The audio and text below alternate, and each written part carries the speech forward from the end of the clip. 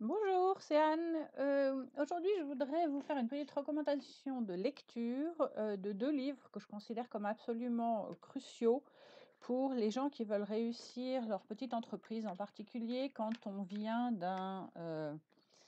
euh, d'un background créatif. C'est-à-dire si vous avez commencé par faire un truc parce que vous adoriez ça, comme moi le verre par exemple, ou bien je sais pas, la peinture, la couture, etc., et que vous voulez en faire un business, et ben ça la transition est pas simple. Il y a un livre qui est absolument crucial pour ça et heureusement il a été traduit en français, c'est celui-là. Il s'appelle E-Mythe, le mythe de l'entrepreneur revisité.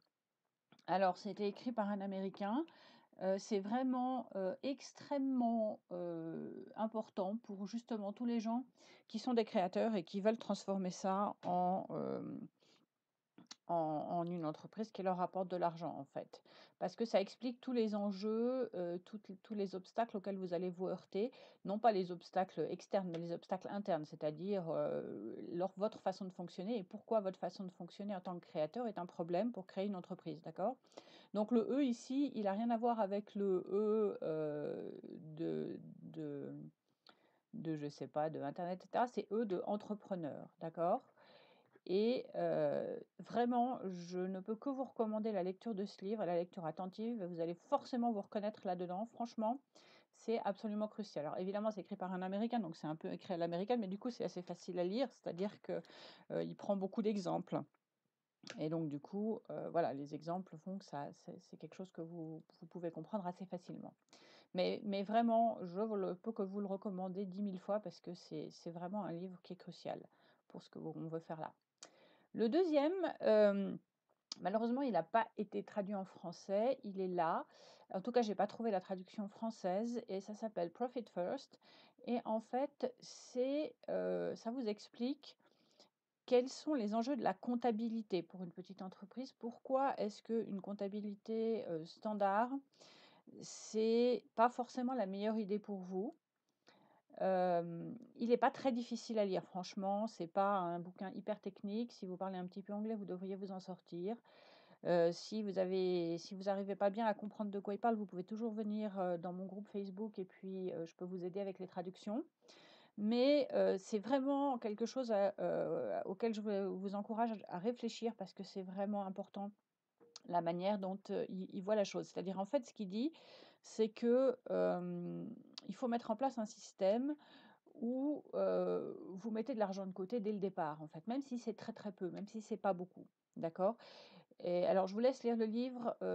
Encore une fois, il est en anglais. J'ai pas trouvé de traduction française. C'est dommage, mais je peux vous aider avec les traductions. Rejoignez mon groupe Facebook, dont je vais mettre le lien en dessous. Et puis, je vais aussi évidemment mettre les liens vers ces deux livres pour que vous puissiez les trouver facilement. Je vais mettre les liens vers les versions anglaises et vers les versions françaises quand elles existent. Et puis, il y a encore d'autres livres que je voudrais vous recommander, mais il y en a un ou deux que je suis en train de lire et je voudrais d'abord arriver à la fin euh, avant ça. Parce que, en particulier, bon, je reviens sur l'autre là, le e-myth, celui-là, c'est vraiment important que vous le lisiez tout de suite. Vous allez comprendre tout de suite. Dès que vous aurez commencé, vous allez comprendre pourquoi, hein.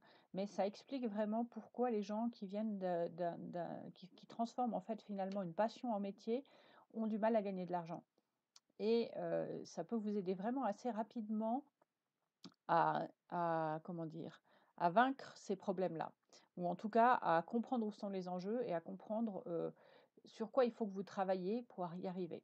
Parce que, encore une fois, je le répète, je ne suis pas là pour vous décourager, mais je ne suis pas non plus là pour vous faire miroiter des trucs absolument géniaux qui vont se faire facilement. C'est pas facile. C'est pas quelque chose de facile de créer son entreprise, en particulier quand on vient justement d'une passion et qu'on a envie de gagner de l'argent avec.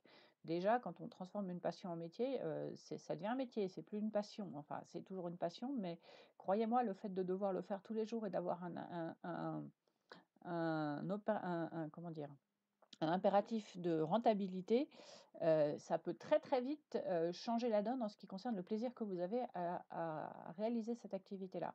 Donc franchement, pensez-y dès le départ, réfléchissez-y bien, c'est dur à dire ça. Réfléchissez, non, j'y arriverai pas. Bon, c'est pas grave. Réfléchissez, Voilà et puis, dites-moi ce que vous en pensez donc dans le groupe Facebook et puis si vous aimez cette vidéo, je vous engage à la liker et puis à vous abonner à ma chaîne pour savoir quand j'en poste d'autres. À très bientôt, au revoir.